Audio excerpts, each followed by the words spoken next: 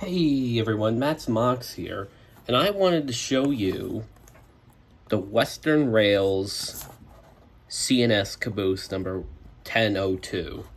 Now, this is a really cool, very small kit. It only has a few pieces because it's basically ready to go. Now, there's a reason why this video is so short. Here's the caboose. Now, from this side, it looks very fine. There's nothing wrong with it.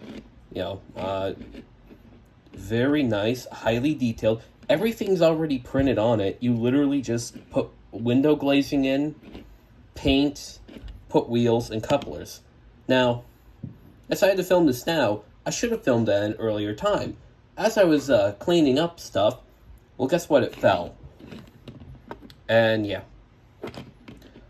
For the distance it fell, the fact that only this piece broke off, this is a really high quality print. Like, literally only that little corner broke off.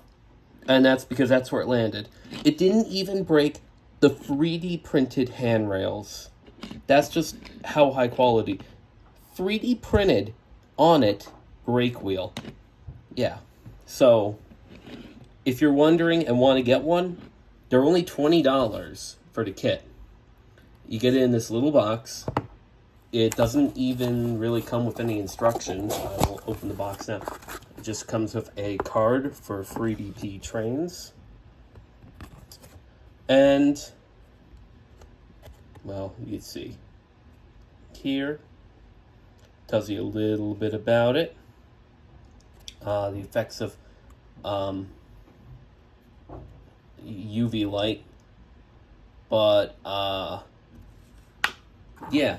For literally $20, you get a caboose that you just need to put wheels, couplers, and glass in, paint it, and you're basically ready to go. I assembled this kit, which, by the way, the chassis is held on with a few screws, and yes, it has some underbody detail. I assembled this kit in like 10 minutes, not including the waiting for paint to dry.